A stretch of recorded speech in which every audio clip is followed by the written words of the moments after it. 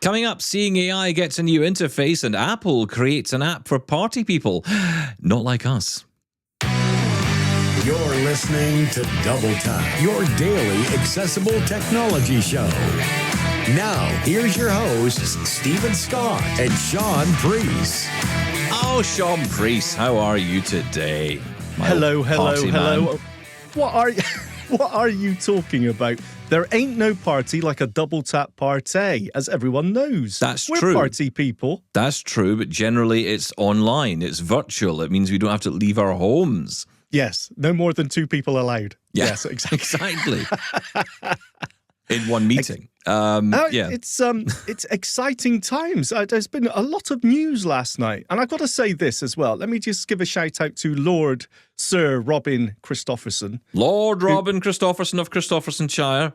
God bless you, sir, who sent me a excited message last night saying he just got a notification from MetaView saying that Look and Tell is now available. Should I press the button?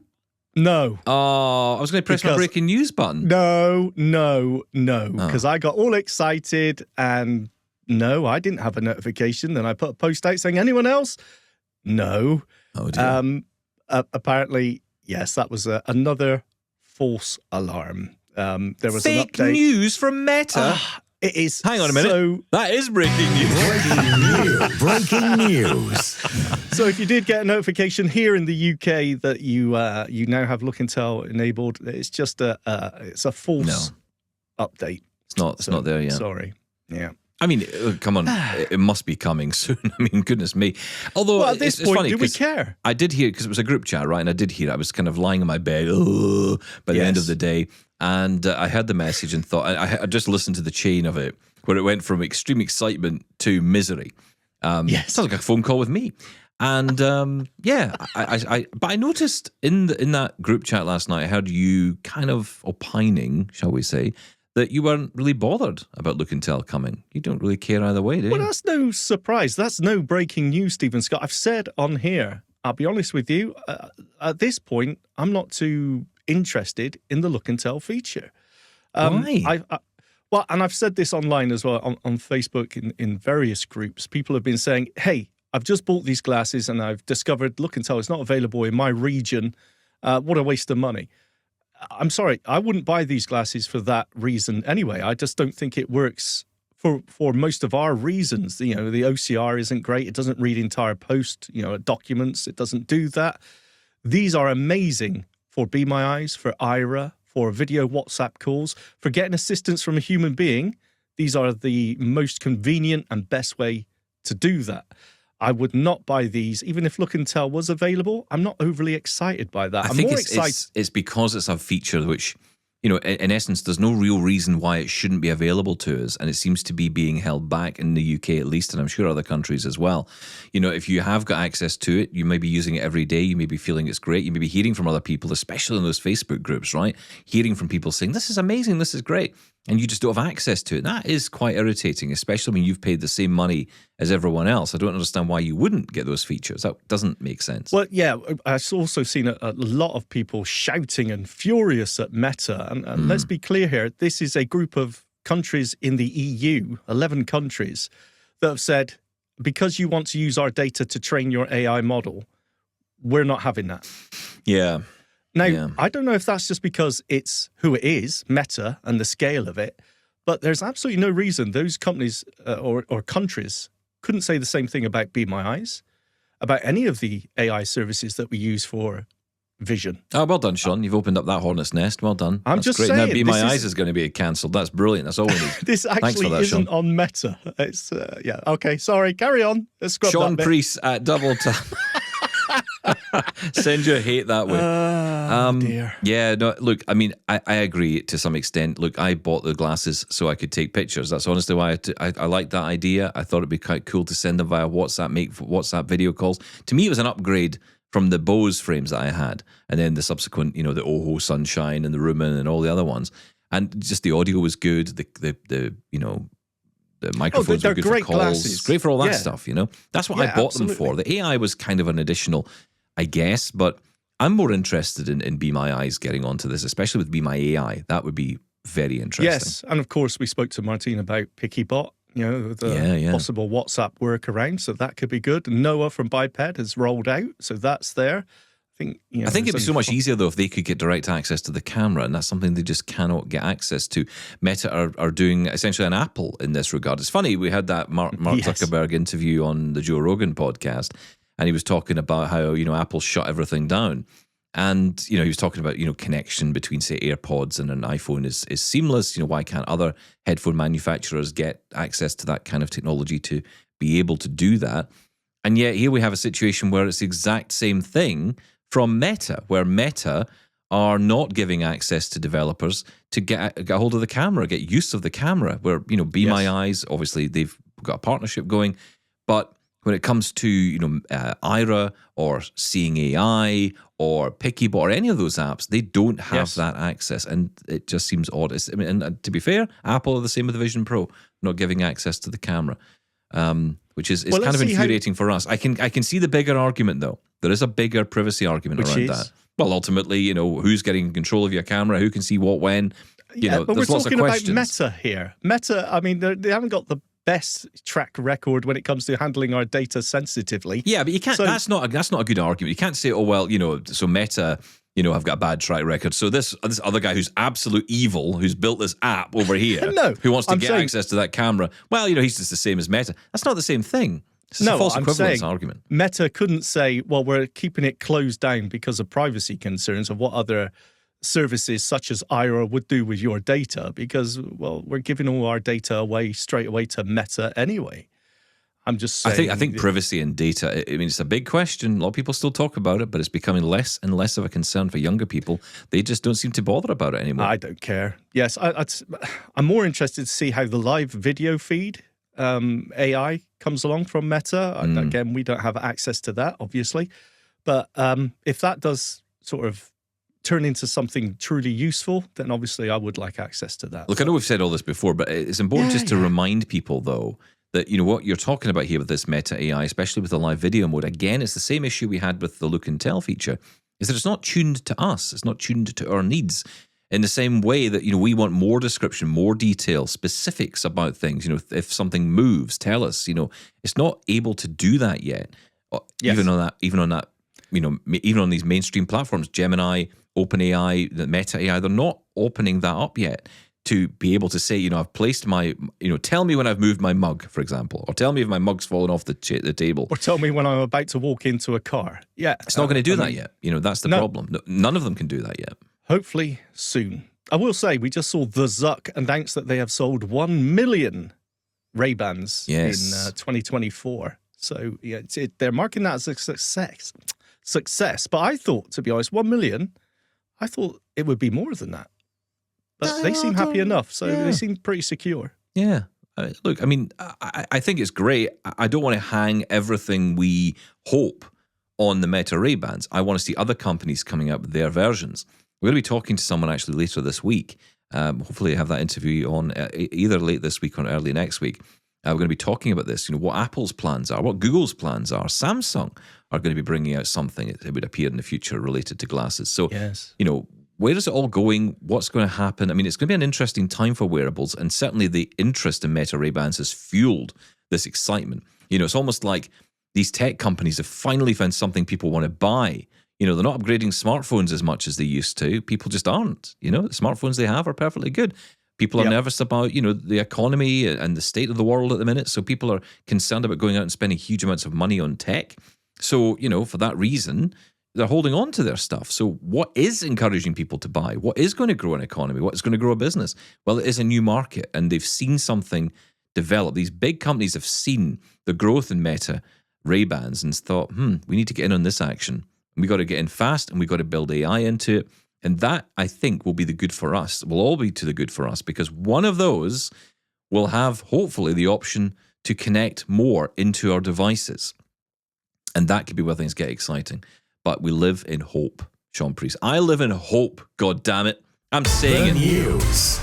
Well, since you didn't disagree with me, Shaun, I think we'll just move on to the news headlines.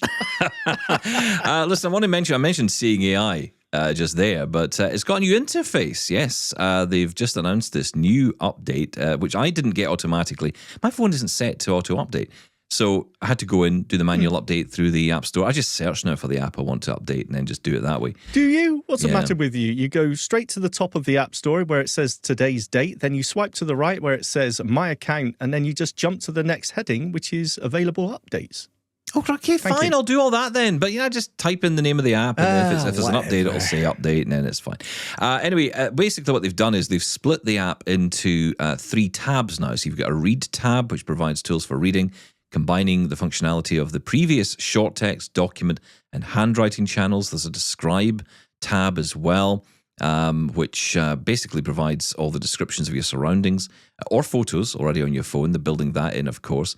Which basically combines all the features of the previous scene and person channels as well. And there's a more tab as well, which gives you some other stuff. Let's have a listen to how it actually sounds when you're using it with VoiceOver. Tab bar, selected, read, tab, 1 of 3. Describe, tab, 2 of 3.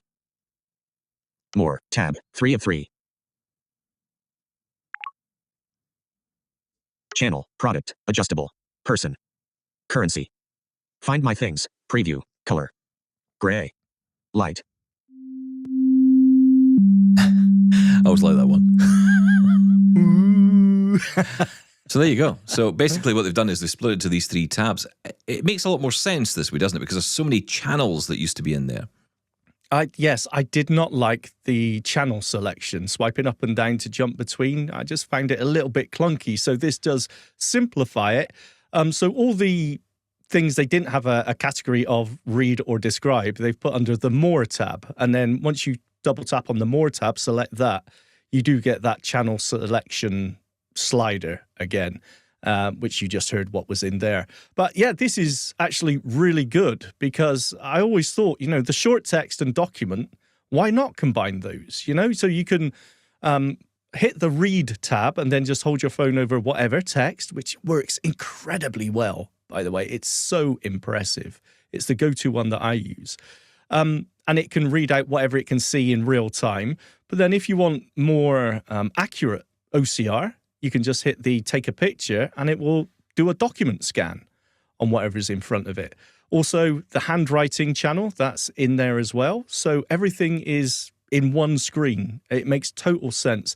And you can also query the text using AI. So you can ask, what's the number or, what chicken dishes if you're doing a menu. So that's great. And in Describe, as you mentioned, you can get your audio description of your images, a la, similar to Be My AI, obviously, if you don't know that already. Seeing AI can do that. And also video descriptions. So, yeah, I think they've just simplified the interface, makes total sense. And, I'm happy to see this. Yeah, I mean, that old style, as you heard there, that old style channel list is under more now, really. That's where they've kind of added in all the extra stuff. And I guess they will continue to add in. It's getting constant development, this app, isn't it? It's really good to see that it's still getting as much love. I mean, I must admit, when Soundscape went to the wall by Microsoft, making the decision to essentially open source the code, I thought, is Seeing AI next? But no, they seem to be really investing. And of course, it's right in line with what they're doing at Microsoft. I mean, AI is everywhere. It's all about AI. So I guess it makes sense for them to continue that development through this new interface. So I'll be interested to hear what people think about it. Were you impressed by it? Did you? Oh, yeah. It certainly absolutely. seems simpler for me. I mean, it makes a heck of a lot more sense than what it used to. Well, what's the main use for Seeing AI? I would argue that it is for reading text. Yeah. That's how I'm to use it. forever opening Seeing AI as I'm opening the fridge to read what ready meals or whatever are in there. But also when you're going through your post, it's great for that document scanning and having all that, as I said, in one place. Yeah, fantastic. I'm really excited by this. Well done, Microsoft. Yeah, absolutely. We've got to mention as well. I say we've got to mention, but we just will mention it because it's an app that's out. People might like it. I mean, one thing we can be sure of is it'll be accessible. Apple have released this new app called Invites. The whole purpose of this really is so users can create and easily share invitations. You can RSVP. You can contribute to shared albums. You can engage with Apple Music playlists. I don't know why, but you can. You can get the app from the App Store. You can get it through the web, iCloud.com/invites. iCloud Plus subscribers can create invitations, which anyone can RSVP to, regardless of whether they have an Apple account or Apple device. There is a bit of a workaround for Android people, which is going to be really good for Android people. They're going to be so happy to hear that. It is available as a download today. You can get it on any iPhone model running iOS 18 or later. And as I say, it can be accessed to iCloud.com/invites, as it always says on these things. Some features not available in all regions or in all languages. Shaun Preece, are you going to be inviting me to anything? No, absolutely not. Fine. I'm dismissive of this because it's just one of those apps that I'm not going to use. I don't throw dinner parties or parties at all. So, not really aimed at me, but I can see this, it's accessible. I've had a quick look through it. It seems easy enough to use. And it does make sense. You can send out party invitations. You can manage the guest invites. You can manage the replies. You can send messages in there. It can give people directions. You can implant a map in there. And people, once they get there, can also interact with the party music through collaborative playlists. Oh, is that what the music bit's all about? Right, I see. Yeah, that's right. So they can choose what's playing, which is great. It does say that, in order to do that, everyone needs to be an Apple Music subscriber. I'm not sure about that. I thought just the host or the sender of the invite. Is this only a party for Apple fans, right? So if you've got an iOS device, you can come to my party. If you've got an Android, you ain't invited. This is the green bubble, blue bubble thing again, isn't it? Yeah, that sounds like right up your street. Yeah, it does actually. Yeah. No, it's an interesting app. Maybe some people will get used to it. Those popular party people, you may love this. Yeah, I ain't one of them. And it's free. Exactly. Go try it. So it is a separate app. You got to go download it. Go test it out. Let us know. Maybe it'll become one of our app of the weeks at some point. And I can imagine lots of you out there will find use cases for this. Those of you who, like I say, we have parties. We don't. I don't. But people with friends. People who do these things. Fair enough. Listen, this is an interesting one from Microsoft. So apparently, in the Power Toys app, which a lot of people know about, it's very popular. Power Toys has been around for a while, and it contains lots of cool stuff to just enable. A lot of us use it for keyboard manager and things like that. But there's a new feature coming to a new tool, which is to add the ability to strip out an audio track from an audio file, plus the more general ability to transcode video files as well. Some people like these kind of things. If you're wanting to change a video type, or you've got a YouTube video, or someone sent you a video and you just want the audio from it to be put onto a specific device, thinking like the Sense Player or the Victor Reader Stream, you want to just take the audio file, then you'll be able to do that with Power Toys. I think that's pretty cool. Very nice. Yeah, I used to love these back in the day. There were so many of these little utilities that would add an option to your context menu, right? Right click on a file and you could, resize it, for example, if it was a photo, or convert the file format. Power Toys is a collection of all those kind of utilities. I've got to say, look, it is accessible, but I do find it slightly clunky to navigate around, and it is a little bit of a labor of love. But this is a cool feature, especially for us. Sometimes we just want the audio off a video, right? So yeah, and the way they're doing this is kind of cool, because normally they do utilities, right, as part of the app. But what they're doing here is they're going to add it to advanced paste, so you'll be able to paste an audio track or video file somewhere. That's quite interesting. So you'll have like a paste window will come up, and you can just choose to drop it in. That worried me slightly, I'll be honest with you, unless it's just Control V. I don't know how I feel about that. I would rather just have the ability to, okay, where do you want me to output the audio for this, and a dialogue box. But we'll see. I'll give it a go, definitely. Another one that was announced actually was Zoom It, which helps low vision people interact more easily with presentations. You can zoom in and you can mark up and you can do all those things, and it just makes it a little bit easier to manage, which is kind of cool. Again, all in Power Toys. Now, these are all preview features. They'll be coming out over the next few months. There is also the caveat that this whole thing could be abandoned completely. I do worry about the copyright angle here, because some people might flag it for that and say this isn't great from a copyright perspective. Essentially, if you take a YouTube video, you can pull the audio from it. There are question marks around that. Well, yeah, but there's legitimate uses for grabbing audio off. It's up to you to whatever you convert, right? Yes, you can find this. Power Toys, at least, is always in the Windows Store. So open your Start menu, type Store, and just search for Power Toys. Let's talk about Sonos, shall we? No. Now, they've had a bad year. Let's just put it out there. They've had a bad year. It's not been great. I'm talking last year, of course. I'm not talking, it would be pretty bad if this year was bad. It's really a month in. But no, last year was a particularly hard year for Sonos of their own doing. And they brought out an app which was terrible. From an accessibility perspective, awful. Lots of people unhappy with losses of features. That was the mainstream issue, lack of features or loss of features that people were used to on their Sonos devices. Of course, we talked quite extensively about that last year. But, and look, I will say, Sonos, even to us, they apologized profusely to our community. They, were very upfront about the fact this was an error. They made a mistake. Heads have rolled, literally. There are people leaving the company. High up positions, leaving the company from the top, directors and I CEOs. think rightfully so. Yeah. I'm going to be honest. I know I'm being a bit opinionated about here, but they apologized, but they knew beforehand. They were well aware of these problems. They were flagged up to them in the beta, and they simply rolled ahead because they had a deadline to hit, and to hell with accessibility. I didn't care less about it. They didn't. Yeah, that trust has gone. Let's get on to their news. No, but it's important to say that because it does factor. I am going to come back to that in this. It does factor in the story. So this is the story is essentially Sonos are looking to launch a TV box alternative to the Apple TV. Now, Chris Welch at The Verge has been writing about this, and he says, look, basically the brand is trying to find its footing again. The plan is to take a big swing at a new product category. It's getting into video for the first time. So in the coming months, Sonos will apparently release a streaming player. The sources have told Chris Welch at The Verge could cost between $200 and $400, a staggering price for the category. He says he has seen images of the upcoming product, which is deep into development and almost as nondescript as streaming hardware can get. Viewed from the top, it's a device with a flattened black square, or is a flattened black square, and slightly thicker than a deck of trading cards.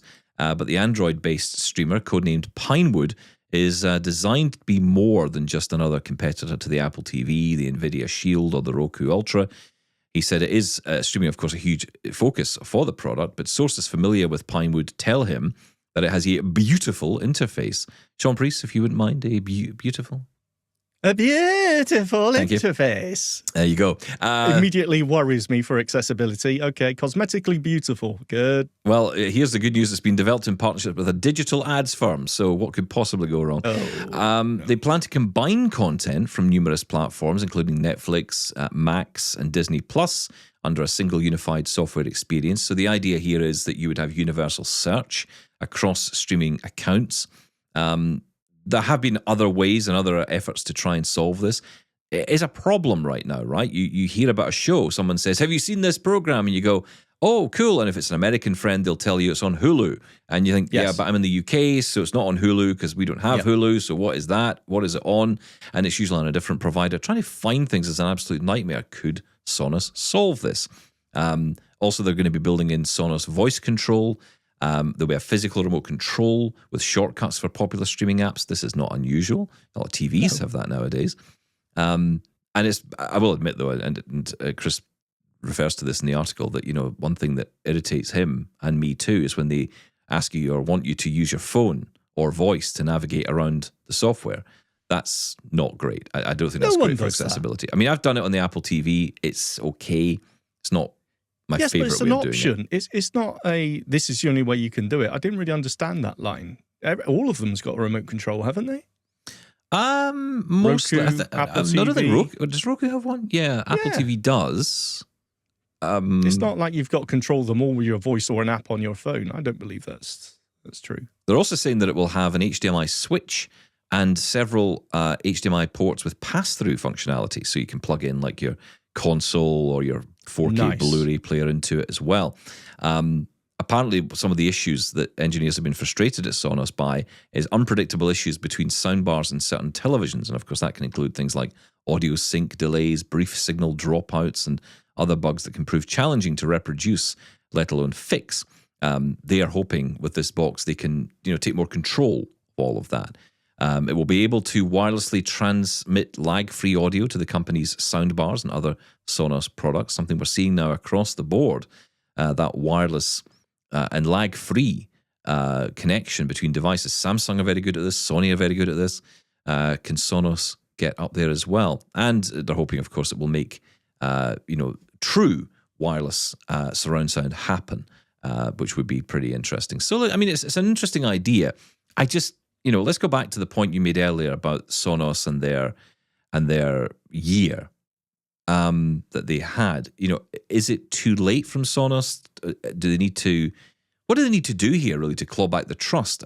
Is it just simply come up with, actually listening? I mean, obviously from the blind community, listening to us, doing more as they say they will. But, is it, are people going to buy this and trust it will work? Will trust it will do what they want? Or, what about that price tag? $200 to $400? I mean, that's extreme. Is it extreme? How much is an Apple TV? $200, 160, 200? Yeah. So, I mean, I think that's... I mean, for Apple, it's the low end of that market.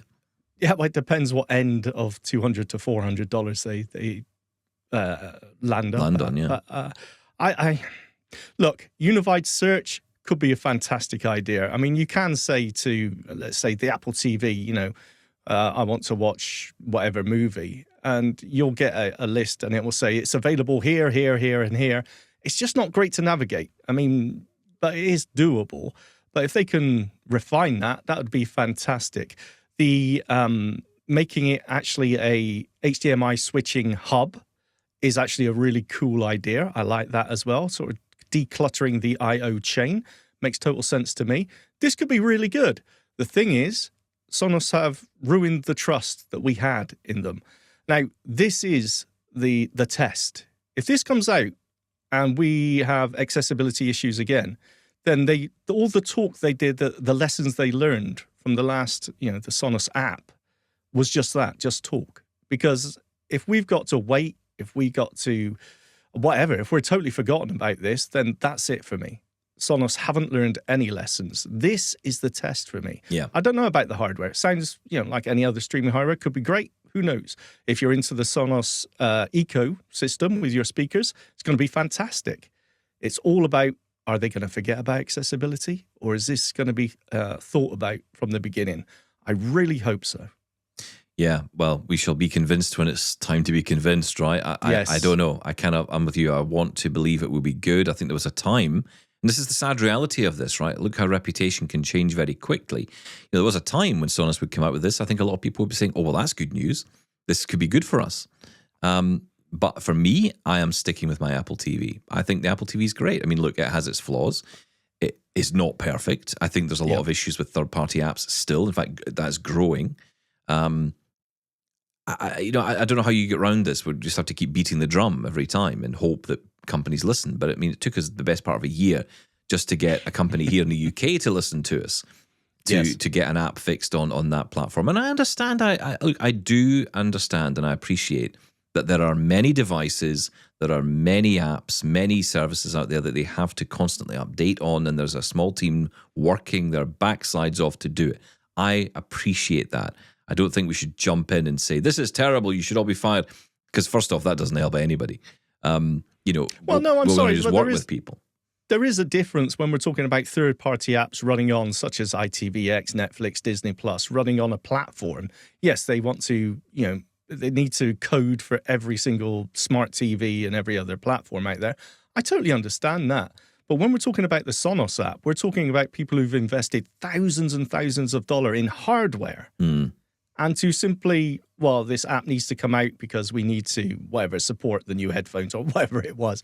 The fact of the matter is that you didn't care about accessibility. And because of that, the hardware, that investment that your customers put in was, just sort of thrown away. That is a big deal. Accessibility and hardware in that ecosystem is incredibly important. All right, Shaun. I'm sorry, this bugs me. All right. Yeah, it's like Domino's all over again. I love my pizzas. Also... yeah, that's right. I think the last time I suggested I was getting a Domino's pizza, I got hate mail the last time. Like, you can't possibly go there. Do you know they hate the blind community? And I'm like, well, we just wanted a pizza.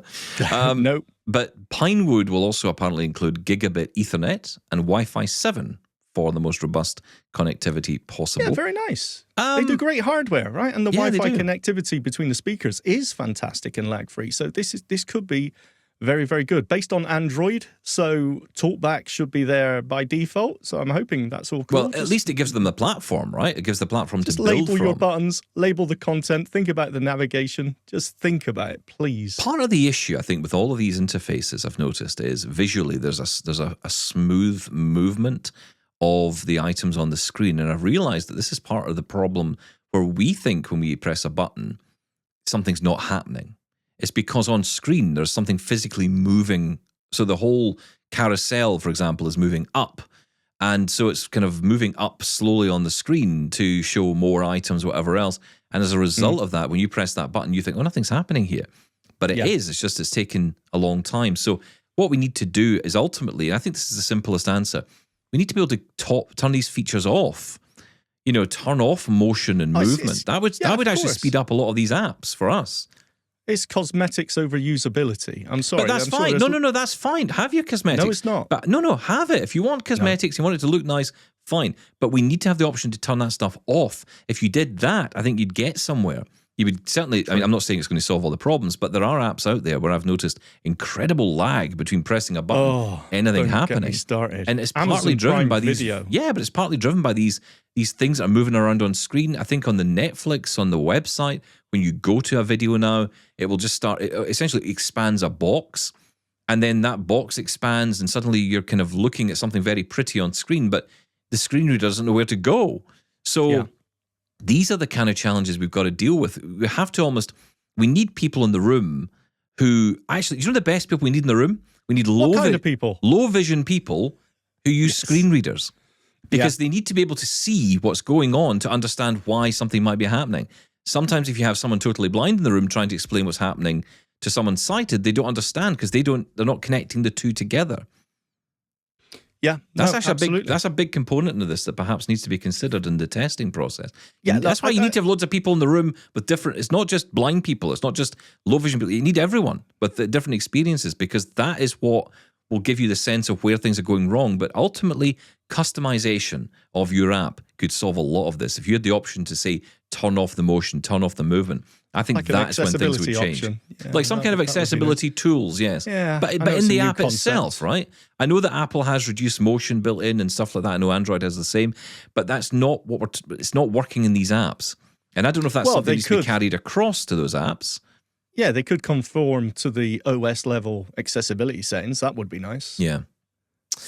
Anyway, we will wait and see. I don't mean to be so dismissive of it, but let's be honest, Sonos have got to prove themselves. I think you're right. They brought it on themselves. I think you're 100% right. Anyway, that's you up to date with the news today. Wow. Lots of stuff going on. I want to mention Tapestry before we move on to the emails today, because Tapestry, it's all over the news. Everyone's talking about it. The front top article on The Verge today, which everyone's excited about, this new Tapestry app. Of course, we had the interview with the developer on the show yesterday. Yeah. Yesterday. I'm just saying that. We talked about it yesterday. We did it on launch day. Scott. Just saying. Yeah. Right. We're the best. But here's the thing. I see a lot of people on social media clearly haven't listened to our interview. But, you know, there's a lot of question marks around this from the accessibility point of view.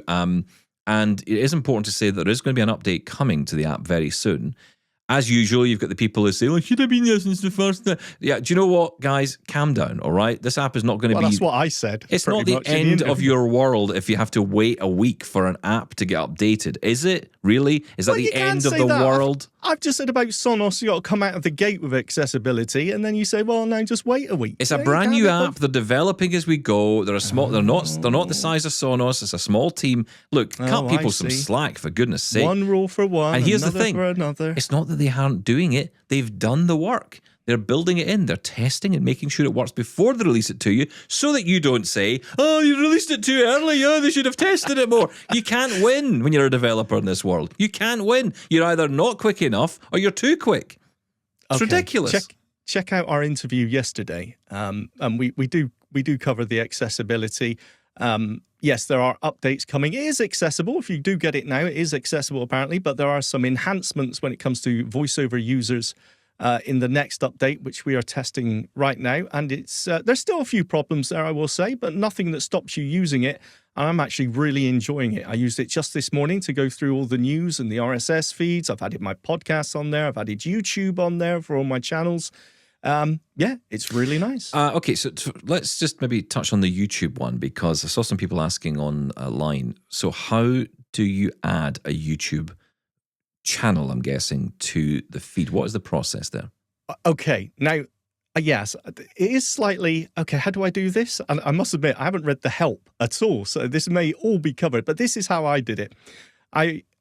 You go to the settings, and then you go to add feed, and then when you're typing in the URL, you type in the URL for your channel, or the one you want to add to your list. Now, that's the tricky thing to find it. I went to YouTube and I was trying to, share and copy URL, and I put that URL in. Didn't work. So in the end, I've swiping through, and, when you're on your video and it'll say the channel name, and then you swipe through again and it will say, let's say, at double tap video, for example. And then you can copy that and you add that to the end of the youtube.com/at double tap video. Simple as that. So I did it for Linus Tech Tips, for example. So go to Tapestry, settings, add feed, and in the URL, I typed youtube.com. I didn't even bother with HTTP and www, just youtube.com/ and then pasted in the at Linus Tech Tips, and then added the feed, it verified it, and it's all there. I will say I did change the default browser from not the Tapestry built-in one, but to Safari. And then when you double tap on a YouTube video in Tapestry, it will open Safari and then immediately open the YouTube app to watch the video, which I find easier rather than dealing with the web interface of a browser for YouTube. But yeah, works well. Yeah, that's good. That makes sense. Sorry, it does. I just rattled No, it through. does. Okay. I was planning to sit down last night. I had my OPML file, which is my file that essentially is, and I mentioned this, but I say it as if everyone knows what it is. But ultimately, it's the file that contains all your RSS feed links. I've got and most people tend to have these if you use an RSS reader. If you use an RSS reader like Lyre or one of the ones on Windows, you can export that OPML file, which contains all those links, and you can take that to any other app that you want to. And it's great. There's even, and I mentioned this before, there's a generator you can use where you can actually combine, if you've got a bunch of links you use every day, you go to for feeds, you can just go and you can create an OPML file as a result of adding those links. But my plan last night was to sit down and do all this, and then fell asleep promptly. And like 10 seconds later, I was just lying. I woke up with the phone lying by my side. I think it still was on, because of course it's an iPhone 16. The battery lasts whatever. But the app was still sitting there when I woke up this morning, waiting for me to do something with it. So I will get into it tonight because I want to add all my feeds. I think, and I touched on this yesterday, but I think in today's world, I just feel the need to get away from, I'm not coming away from platforms. I'm not one of those, I'm coming away from this platform because I don't agree with anything anymore. I'm not one of those people. Man of 1,000 voices today. I see all this nonsense. I can't be bothered. The amount of people I see, and the laugh is they're all still there. They're all such liars. They're all going on about, I'm not going to be there. Well, I am still there, Another voice. right? I am still there. And I'm on all these platforms, but at the same time, there's not so much you can consume. And so, and there's not so much you can take, frankly, with consumption. So, Yes. I'm happy to follow certain things. And I want to get back to what I started using social media for, which was to follow the updates to the news, the events of tech, because I'll be honest with you, in our little sector alone, even in accessibility, even here, in the accessibility and assistive tech space, it is absolutely unnerving how much news there is every single day. Mm-hmm. I remember we used to do this show once a week. I have no idea how we would manage this. That news segment would be 3 hours long. Just so much. Yeah, absolutely. Yeah. Look, there is work to be done on Tapestry, and I suppose we are giving a bit of more leeway to Icon Factory because of the work they've done in the past with Good Twitterific, reputation. and because of the interaction they have had with the community, right? They've always had a great back and forth with us when it comes to ideas, accessibility, voiceover, whatever it may be. So yeah, I'm willing to give some time on this. Like I say, that's there are very a few gracious still- of you. Well, I am. There's. We were saying, maybe Lyre can do this as well. I've never tried adding a YouTube or podcast feed to Lyre. I've used it purely for blogs. So maybe Lyre is an alternative to this. And if you've got that already, maybe you could try that. I Yeah, don't but know. it's the playing of the video inside the app, isn't it? That's the only thing. So you kind of, in my head, I was thinking the great thing about this would be that I don't have to touch the YouTube app at all.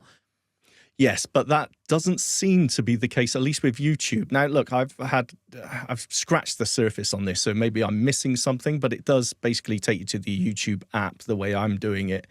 I will say with the podcasts as well, it has its own built-in podcast player.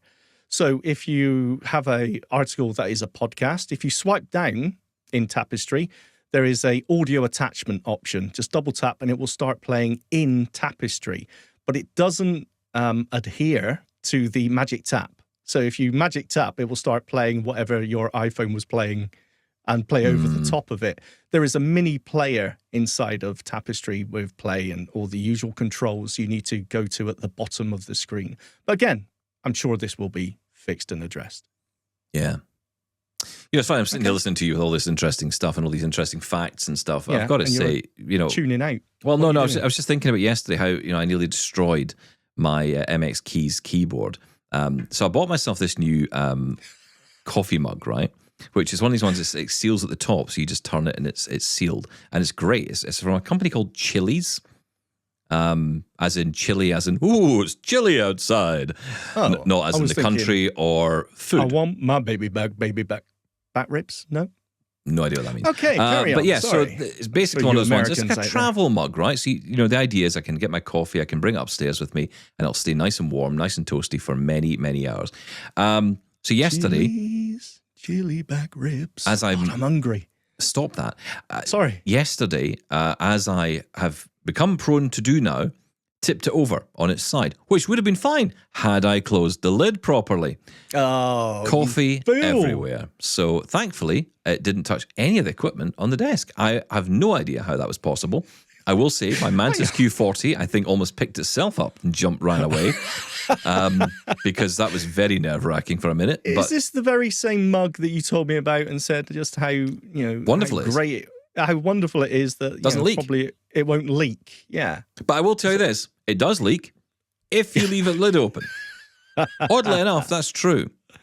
Okay. Very good. Well done, you, sir. You saved yourself. Blind moments on Double Tap. Right, let's get some emails, shall we? Email. We get email. We get your email every day. Every day. Here's your mail today. Douche? Oh, yes. That's more of a douche. I don't like that. Is it? I thought it used to be bush, wasn't it? Bush, I'm changing it up, Stephen Scott. No, I don't like douche. That sounds always sounds surprise wrong. the Isn't that listener offensive? And viewer. Hello, YouTube. Viewer, yeah, that sums up. Right, let's go to like and subscribe, messages. please. Please, listener, please do. Listen, hello to everyone on YouTube. I know you comment. I know you send these messages, and you probably think these go into the ether and no one cares. We do read them. We do read these messages. I do. I want to say hello to Andy, the blind guitarist, for example, who was quite happy when he heard about Talking Tuner app.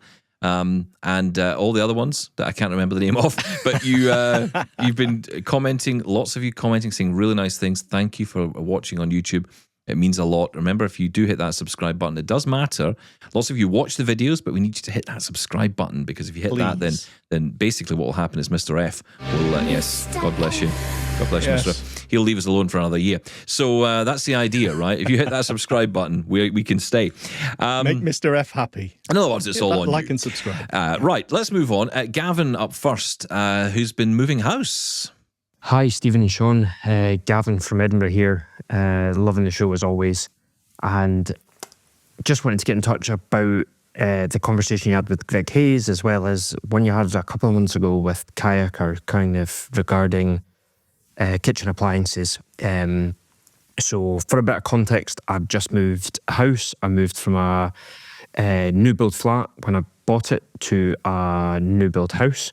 And I didn't really think about the thermostat, kind of oven, cooker and microwave would be a kind of purchase time, and it was only slightly later I started to think about it as before we moved in. So in regards to the cooker, it's an induction hob system with no buttons. It's a completely kind of touch sensitive / swipe based, I would say, system. It is quite good in terms of safety. You can't turn on, say, the bottom left ring if you're meaning to turn on the top left. if there isn't a pot over it. However, I've got 3 bump-ons at the moment, one to swipe to turn the system on, one to select the correct ring, one to select to kind of turn the temperature on, and then I've got to swipe again to reduce or increase the temperature. So it is quite clunky, even though it is, I suppose, quite a smooth system. There's also an instant boil function, so I'm trying my best not to hit that, because if you hit the instant boil on a meal that definitely doesn't need boiled, that food cooks/burns extremely quickly, which has just ended up me hitting the isolator switch and starting all over again. The microwave as well is built in, is completely touch sensitive. So again, kind of 3 bump-ons, turn on, power, and then 1 minute. And I either just go through that process kind of 3-4 times, however I need, or I hit to the 1 minute and there's kind of an LED screen. I just swipe almost quite aggressively along that, knowing I'm well past the 3 minutes required, and then just set 3 minutes on a smart speaker or my phone. So yeah, again, kind of a workaround, but just showing kind of, I suppose, what is being installed in kind of new build properties at the moment. In terms of the conversation with Greg, I had a kind of Hive system, and in my old property, I would say it was definitely usable. Had the odd unlabeled button in the app and stuff, but it worked well with HomePods or Google Home, and even just setting the temperature on my phone. I thought that was pretty good. And it had buttons on the thermostat itself, which were quite intuitive. I've now moved to a new system that was built into the house, and it's, I would say, a 3-inch by 3-inch touchscreen, no buttons, and kind of no Bluetooth or Wi-Fi connectivity. So even there's not like an option to buy a hub or bridge system to make it connective. It's just offline, I guess. So yeah, quite footery with when my partner's not in, or I'm kind of having to use Be My Eyes and Ira. And even then I would say it's quite a few gestures to get the temperature set, which is quite infuriating, I would say, in this day and age, to not have even the ability to buy a bridge or hub system to connect to phone. Yeah, just wanted to, I suppose, update on, I suppose, what's getting installed in homes in the UK today as new builds. And like I say, loving the show as always. It's Gavin in Edinburgh, and Stephen, if you're ever wanting to sell any technology across the M8, get in touch. Oh, Cheers. I love it. Yes. Technology sales across the M8, which is the motorway, by the way, people who don't know, the motorway, highway, whatever you want to call it, that links between Glasgow and Edinburgh. Thank you so much, Gavin, for getting in touch. Great to hear you're in the new house, but sorry to hear you're having all these technical problems. Built-in tech when you move into a house. I wouldn't even have thought of that. I'm of the age where you barely had working windows when I moved into the houses I used to move into in the past. Yeah, but again, so did you. I remember that story. I actually have your window falling out. So my window fell out. Yes. Yeah. Well, look, there's always problems with when you move house, buy a new house. Yes, of course. But again, it just shows that, accessibility is still something to be fought for. These are new builds, and all the systems in there are inaccessible. No thought whatsoever, especially when it comes to the thermostat there. Everything else, bump-ons to the rescue. But yeah, it's really disappointing. Again, you think one step forward, 2 steps back sometimes when it comes to accessibility. Is this why? And it's interesting because I was talking to somebody yesterday on the topic of, trying to encourage these companies to think more about disability and not see it as an other, because this is the problem, I think. The accessibility can sometimes feel, and I remember when I went to CES, there was an accessibility section. And I'm like, is it a section or is it just part of everything else? When you think about the products we're talking about the latest computing, we're talking about, low vision, we're talking about navigation, mobility. These were all things that were on show elsewhere in, the CES event. And that was back in 2020 when I was there. And you think, well, easily these things could merge in. Like, why couldn't the WeWalk Smart Cane sit next to, a driverless car, or the Glidance sit next to a driverless car? That makes sense to me, right?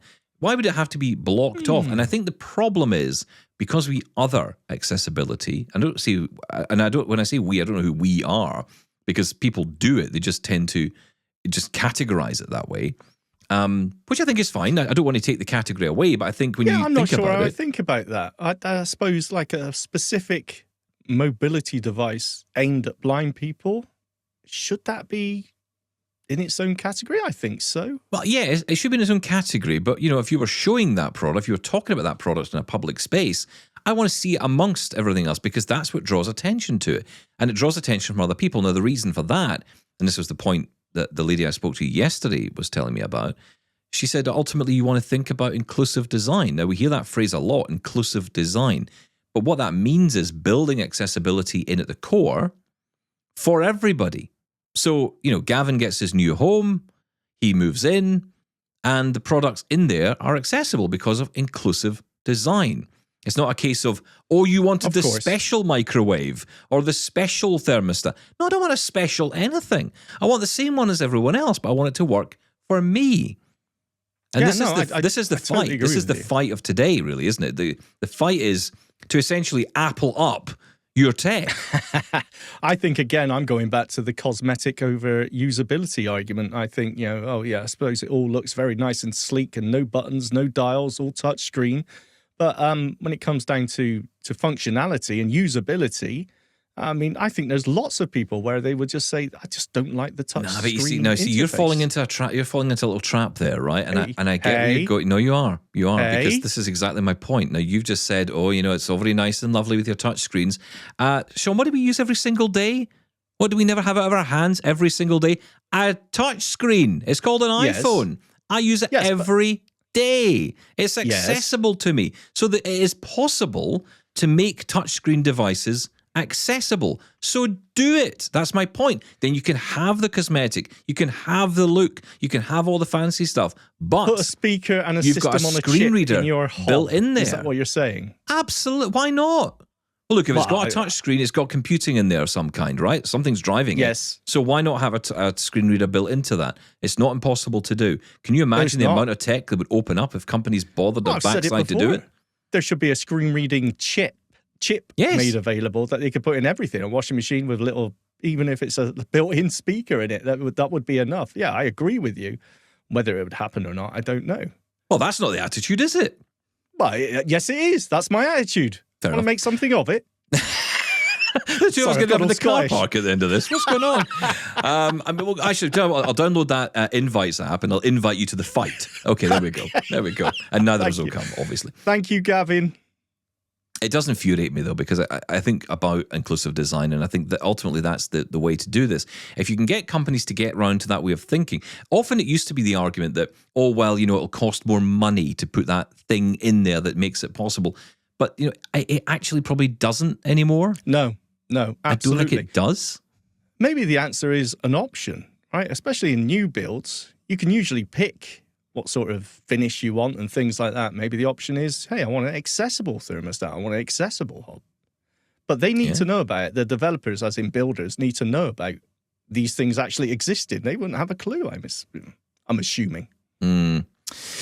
Well, there we go. Well, look, that is almost it from us today. Thank you so much for checking out the show as you do. Also for continuing to support us on YouTube and on podcasts, subscribing and listening as you do. If you want to get in touch, all the usual ways, you can continue to do that by getting in touch. Feedback at doubletaponair.com is our email address. You can, of course, get in touch on WhatsApp as well. Very popular. Shaun is always on the case with that. Sometimes. Yes, and no, he is. In fairness, you are. You're doing a great job on that. But and what's the number for that, Stephen Scott? It is 613-481-0144. So you thought I forgot, didn't you? You thought 613-481-0144. Yeah, well, you're wrong. I didn't forget because I'm a genius. Okay, well done. All right, calm down. Oh, something like that, anyway. Listen, that's about it from us. You can, of course, keep in touch, and we will get to more of your emails tomorrow. Lots of great conversations coming up on Double Tap. We're going to be learning all about the Cap X, the new headset from Capsys this week. We're going to be talking to the CEO of Capsus on the show on Thursday. We'll be interviewing him on Thursday and airing that interview shortly afterwards. So if you have any questions, you've got you've got a day to send them in. So Get please them in do. today. Yeah, get them in. And we will catch you tomorrow for another Double Tap. Thank you, Shaun. Thank you. Bye-bye.